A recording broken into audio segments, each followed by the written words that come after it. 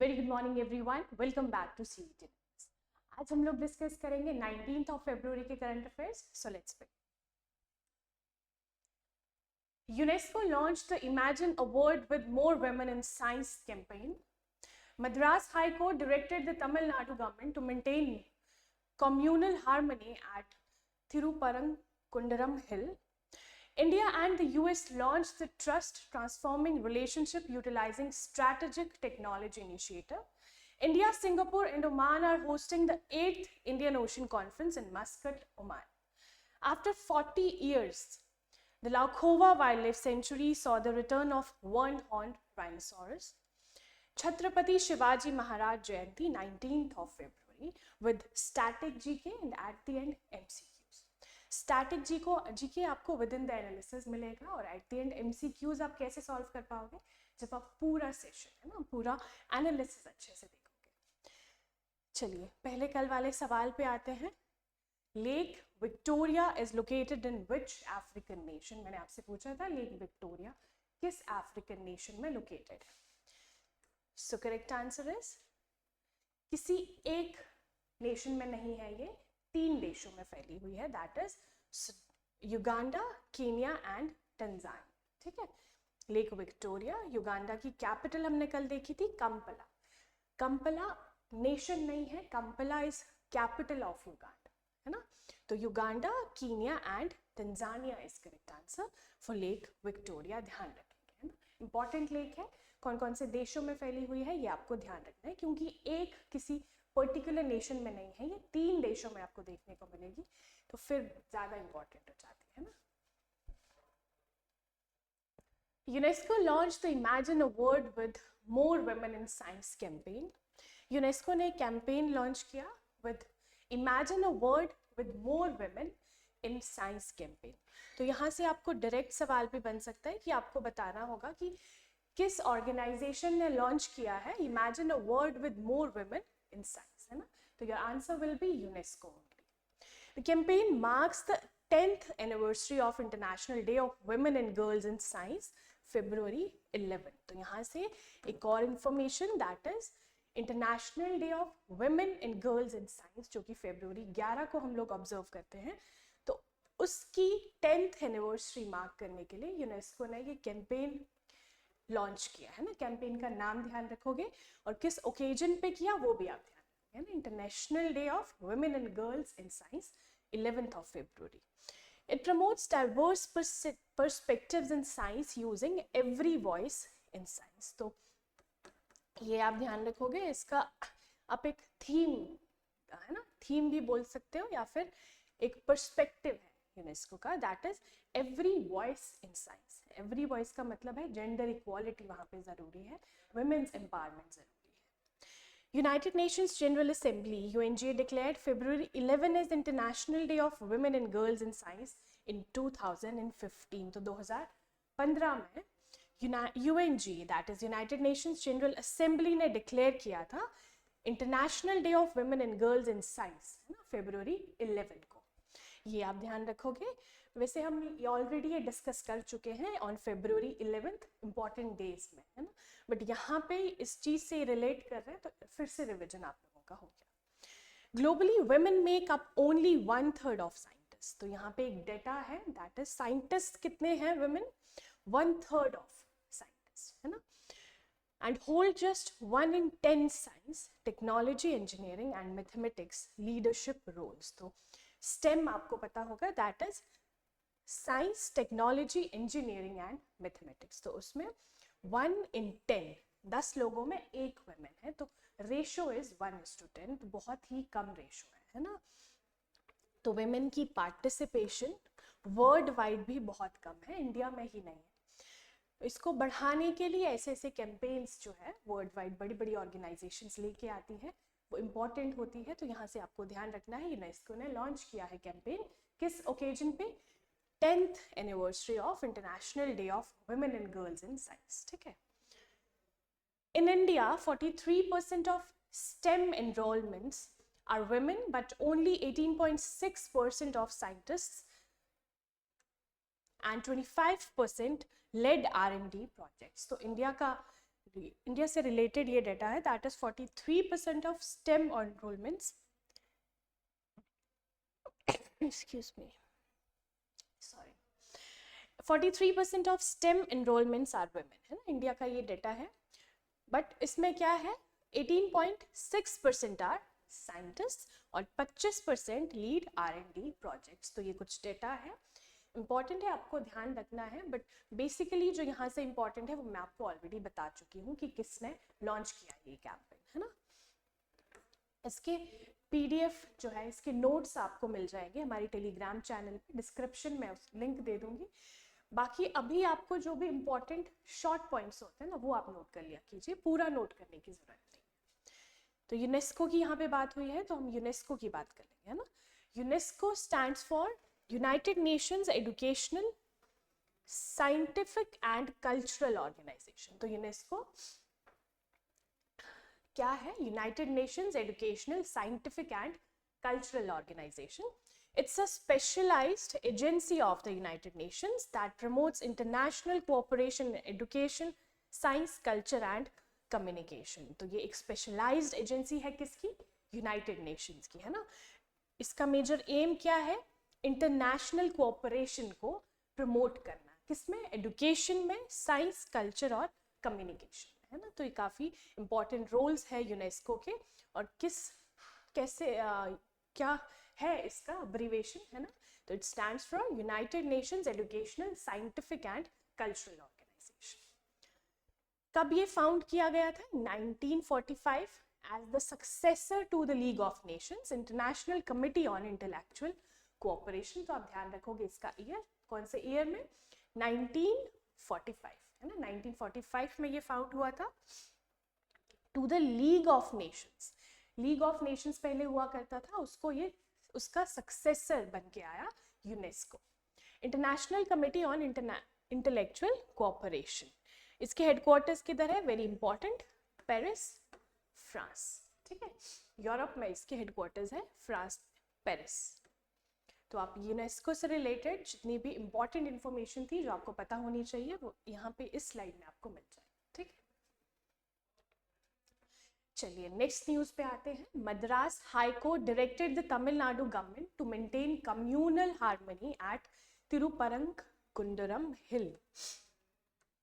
तो यहाँ पे एक हिल की बात हुई है, मद्रास हाई कोर्ट ने डायरेक्ट किया है तमिलनाडु गवर्नमेंट को टू मेंटेन कम्युनल हार्मनी, है ना। कम्युनल हार्मनी क्या होती है, लोगों में एकता बनाए रखना, है ना, अलग अलग रिलीजन्स के बीच में, कम्युनिटी में एक हार्मनी बना के रखना, एकता को प्रमोट करना। तिरुपरंकुंदरम हिल, ये हिल ध्यान रखोगे तो ये न्यूज है तमिलनाडु की, तो ऑब्वियसली ये कहाँ पे होगी, ये हिल कहाँ पे लाई करती है, तमिलनाडु में, है ना। Thiruparankundram hill is located in Madurai district. Madurai district कहाँ पे है, तमिलनाडु में। Has historical and religious significance. It houses the rock cut Thiruparankundram temple. तो यहाँ पे एक टेम्पल है, उसी के नाम पे ये हिल है ना, टेम्पल है और यहाँ पे एक हिल है, built in the 8th century by the Pandyas. तो पांड्या ने 8th century में इस टेम्पल को बनवाया था, ये आपको ध्यान रखना है। It is one of the 6 temples of Lord Murug, the son of warrior goddess Khuravi। यहाँ ये हिस्ट्री से रिलेटेड कुछ इन्फॉर्मेशन है जो आपको ध्यान रखनी है। देखिए जो भी न्यूज़ में रहती है ना, कोई भी चीज़ अगर हिस्टोरिकल प्लेस भी है तो वो भी इम्पॉर्टेंट हो जाता है। तो ये न्यूज़ में बनी हुई है, तो यहाँ से जितने भी इम्पॉर्टेंट फैक्ट्स हैं वो आपको याद रखने हैं ना। 6 temples of Lord Murug, the son of warrior goddess Khuravi. The hill also has a Muslim shrine of Sikandar Shah, the last Sultan of Madurai Sultanate. इस हिल में एक मुस्लिम श्राइन है सिकंदर शाह की, जो कि आखिरी सुल्तान थे मदुराई सल्तनत के, है ना। यहाँ से आपको ध्यान रखना है। Jain caves are also found here, adding to its religious diversity.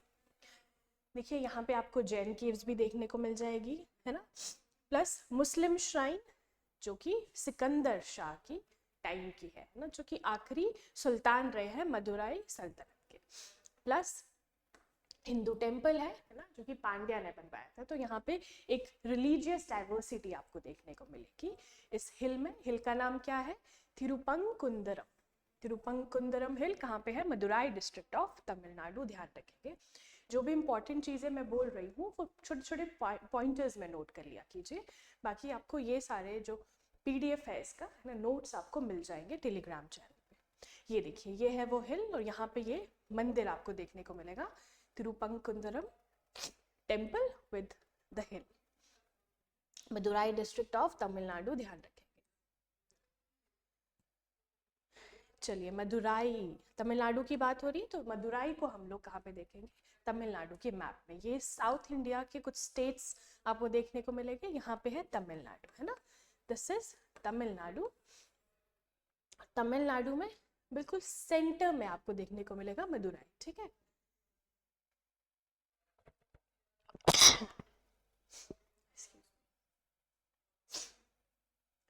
साथ में कर्नाटका है, आंध्रा है, केरला है, ठीक है। तो आसपास के स्टेट्स आपको ध्यान रखने हैं। और इधर आ जाता है मेडिटेरेनियन जो इसका बॉर्डर चलता है ना, दिस इज श्रीलंका। तो श्रीलंका के साथ ये maritime border,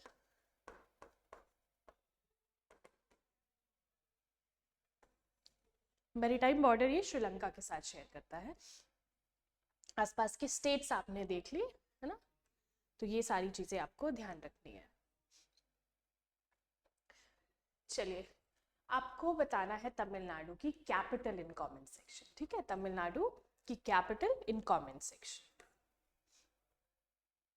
India and the US launched the Trust Transforming Relationship Utilizing Strategic Technology Initiative. तो इंडिया और US ने लॉन्च किया है TRUST, that is transforming relationship utilising strategic technology, है ना, इसकी अब्रिविएशन है। ये आप ध्यान रखोगे तो सीधा सा सवाल बन सकता है कि इंडिया ने किस देश के साथ मिलके ट्रस्ट को लॉन्च किया है, that is transforming relationship utilising strategic technology, या फिर ट्रस्ट जो है किन दो देशों का एक इनिशिएटिव है। तो ऐसे कहीं से भी सवाल बन सकता है, आपको ध्यान रखना है ना। Initiative to boost cooperation in critical minerals like lithium and rare earth metals, very important. किससे रिलेटेड है ये TRUST? That is critical minerals. Critical minerals कौन से होते हैं? जैसे कि लिथियम और रेयर अर्थ मेटल्स, जो कि रेयरली फाउंड होते हैं अर्थ के सरफेस पे, है ना। अर्थ के सरफेस पे नहीं, अर्थ के सरफेस पे हो सकता है और उसकी लेयर्स में। तो अर्थ के अंदर जितने भी रेयर अर्थ मेटल्स एलिमेंट्स होते हैं, दीज आर क्रिटिकल मिनरल्स, हम इसे कहते हैं। Announced during PM Modi's visit to Washington, it aims to strengthen supply chains for essential materials. तो यहाँ से आपको क्या क्या ध्यान रखना है? पहली चीज की TRUST initiative between India and US, और किससे रिलेटेड है? क्रिटिकल मिनरल्स लाइक लिथियम और rare earth elements. Initiative focuses on critical minerals, advanced materials and pharmaceuticals. Aims to reduce barriers to technology transfer by streamlining regulations. देखिए, जितने भी barriers होते हैं, आपको पता है एक देश से दूसरे देश में अगर हमें इंपोर्ट एक्सपोर्ट करना है सामान, तो उसमें कुछ बैरियर्स आते हैं, कुछ ड्यूटीज लगती है, कि उस पर कोटा लगता है, काफ़ी सारी चीज़ें होती है। इकोनॉमिक्स टर्म है, वो हम कभी और डिस्कस करेंगे। बट यहाँ पे आपको क्या इंपॉर्टेंट है, दैट इज कि उसकी जो बैरियर्स है ना, इंपोर्ट एक्सपोर्ट के बैरियर्स है, उसको कम करने के लिए तो इंडिया एंड US ट्रस्ट, है ना, ये आपको ध्यान रखना है ऐसे। It seeks to address export controls for smoother trade in strategic resources. Trade को स्मूथ करने के लिए, है ना, बेसिकली ट्रेड को स्मूथ करने के लिए किस में? क्रिटिकल मिनरल्स में और फार्मास्यूटिकल्स में। तो ये आप ध्यान रखोगे, और कोलैबोरेशन इससे एनहांस होगा, और सेक्टर्स जो है एडवांस होंगे, कैसे? टेक्नोलॉजी को शेयर करके आपस में। तो ये आपको ध्यान रखना है। यहाँ से छोटी सी चीज ऐसे पॉइंटर्स में लिख दिया करो, India and US launched what? Trust, trust की एब्रिविएशन लिख दी। चलिए, अब यूनाइटेड नेशंस को हम लोग मैप में देख लेंगे। ये है north America, north American continent, this is US, ठीक है। ये है US with capital Washington DC, और इसके नॉर्थ में आपको देखने को मिलेगा कनाडा, साउथ में है मेक्सिको, है ना, और यहाँ पे मेरीटाइम जो बॉर्डर है ये शेयर कर रहा है विद क्यूबा। ये एरिया भी यूनाइटेड स्टेट्स का है, और यहाँ पे ये मेरीटाइम बॉर्डर किसके साथ शेयर कर रहा है? रशिया के साथ, है ना। ये ध्यान रखना है आपने। और आसपास ईस्ट में आ जाएगा अटलांटिक ओशियन और वेस्ट में क्या है, पैसिफिक ओशियन। ये कुछ यूनाइटेड नेशंस के छोटे छोटे से आइलैंड्स हैं ना, ये यहाँ पे इसलिए मार्क्ड है। तो आपको ध्यान रखना है आसपास के कंट्रीज ध्यान रखनी है, इसका कैपिटल ध्यान रखना है, और ये मैरीटाइम बॉर्डर किसी के साथ शेयर कर रहा है या फिर लैंड बॉर्डर, तो उसमें डिफरेंस आपको पता होना चाहिए। चलिए, ये है नॉर्थ अमेरिकन कॉन्टिनेंट, उसमें सब कुछ मेंशन था।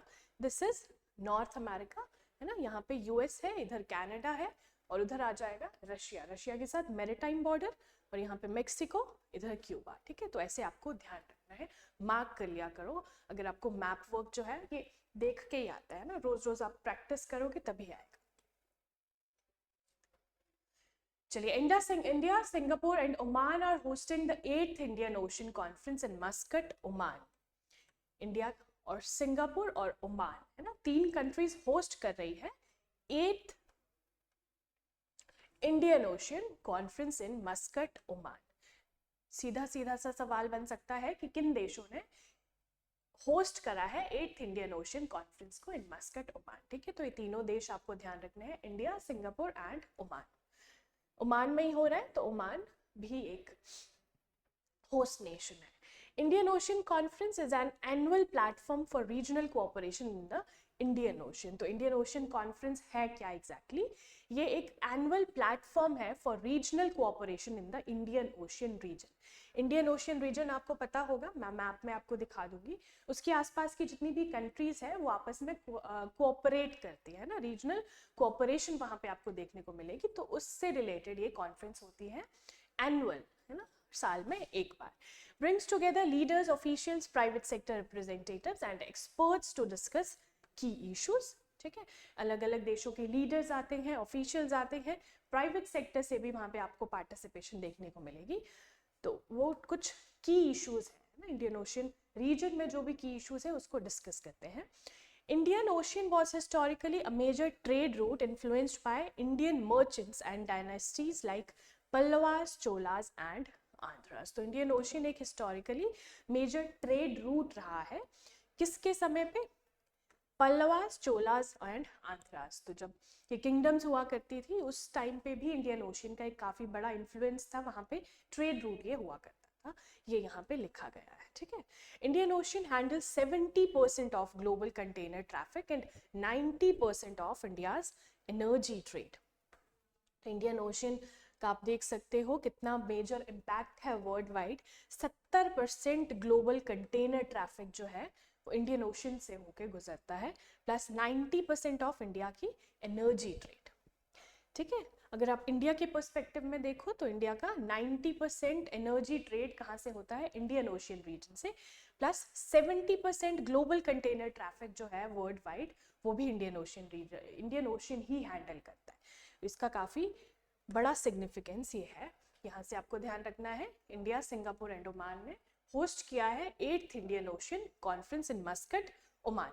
और इसकी थीम आप ध्यान रख लोगे, that is voyage to new horizons of maritime partnership, है ना। I am repeating, voyage to new horizons of maritime partnership. ये पिक्चर है ना, इस पिक्चर में दिया है, तो ध्यान रखिएगा। चलिए, तो इंडियन ओशियन जो है, इंडियन ओशियन रीजन है, ये देखिए, दिस इज इंडियन ओशियन। यहाँ पे आपको इंडिया देखने को मिलेगा, है ना, ये आपको इंडिया देखने को मिलेगा, और ये पूरा रीजन है इंडियन ओशियन का। यहाँ पे आसपास की जितनी भी ये कंट्रीज जो बॉर्डर शेयर कर रही है विद इंडियन ओशियन, है ना, मैरीटाइम बॉर्डर, तो ये सारी पार्टिसिपेट करती है इंडियन ओशियन कॉन्फ्रेंस। यहाँ से साउथ अफ्रीका है, मोजाम्बिक है, मेडागास्कर है, टंजानिया है ना, अफ्रीकन नेशंस है सारे। देन मिडिल ईस्ट में ओमान आया है, ईरान में, तो ओमान में तो ये हो ही रही है, ओमान मस्कट में। देन यमन, यूएई, है ना, India, Bangladesh, Thailand, Malaysia, Indonesia, Australia, तो ये सारे देश हैं। सिंगापुर भी है, और छोटे छोटे आइलैंड्स हैं जैसे कि सीशेल्स, श्रीलंका, मेडागास्कर, मॉरिशस। ठीक है, ये सारी की सारी कंट्रीज आपने ध्यान रखनी है। After 40 years, the Lakhova Wildlife Sanctuary saw the return of one-horned rhinos। तो लखोवा वाइल्ड लाइफ सेंचुरी न्यूज में बनी हुई है, क्यों? वन हॉर्न राइनोसॉर्स की वजह से। ठीक है, कहाँ पे लोकेटेड है ये आप ध्यान रखोगे, असम के दीप, यहाँ पे असम के दीपोर बील रामसर साइट के बारे में भी बात हुई है, ठीक है। तो ये दोनों ही न्यूज में है, दोनों का आप ध्यान रखोगे। कहाँ पे लोकेटेड है? दोनों असम में लोकेटेड है, ठीक है। Laokhowa wildlife sanctuary and Deepor Beel Ramsar site in Assam only. Assam के कौन से डिस्ट्रिक्ट में? Nagaon district of Assam, covering 70.13 square kilometres, ये ध्यान रखोगे। Designated a buffer zone of Kaziranga Tiger Reserve in 2007 and is part of Lakhova Burachapori ecosystem. The sanctuary is surrounded by human-dominated areas on all sides except the north. तो आपको ध्यान रखना है human dominated areas on all the sides, इसका मतलब है इसके आसपास सारे के सारे ह्यूमन सेटलमेंट है ना, एक्सेप्ट द नॉर्थ। नॉर्थ में नहीं है, नॉर्थ के अलावा अगर ये सेंचुरी की बात कर रहे हो तो नॉर्थ के अलावा हर जगह आपको ह्यूमन सेटलमेंट्स देखने को मिलेगी, यहाँ पे ये बात हुई है।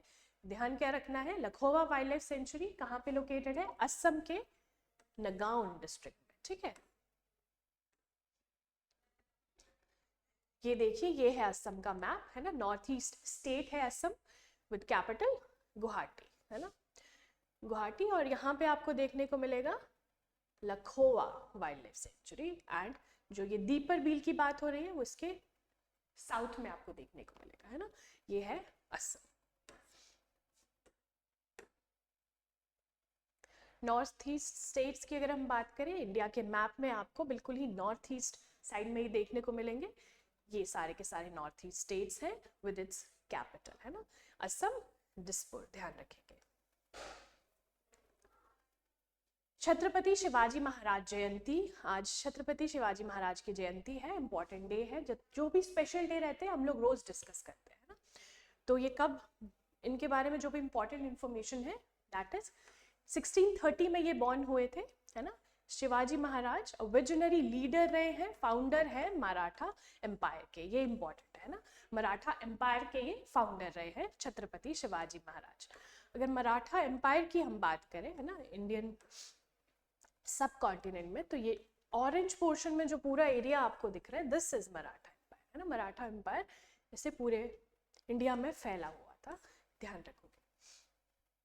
चलिए अब हम एमसीक्यूज पे आते हैं, फटाफट से हम लोग एमसीक्यूज डिस्कस करते हैं। Which organisation has launched the campaign imagine a world with more women in science? So correct answer is United Nations Educational, Scientific and Cultural Organization, that is UNESCO is correct answer. A is correct answer, है ना। Next is तिरुपनकुरम, ठीक है। तिरुपनकुरम हिल जो है which was seen in news is located in which state? कौन से state में located है? Tamil Nadu, D is correct answer। वहां पे एक टेम्पल भी है इसी नाम से, आप ध्यान रखोगे। Which two countries launched the Trust Initiative to boost cooperation in critical minerals in February 2025? कौन से दो देशों ने लॉन्च किया है? So correct answer is India and US. B is correct answer. Where was the 8th edition of Indian Ocean Conference organized? 8th edition कहाँ पे organize हुआ है? A, Muscat, Oman, ठीक है। A is correct answer. Chhatrapati Shivaji Maharaj was the founder of which empire? कौन से empire के ये founder रहे हैं? So correct answer is Maratha empire, है ना। A is correct answer. ये थे हमारे आज के MCQs। होप आपने सही जवाब दिया होगा पूरा सेशन देख के।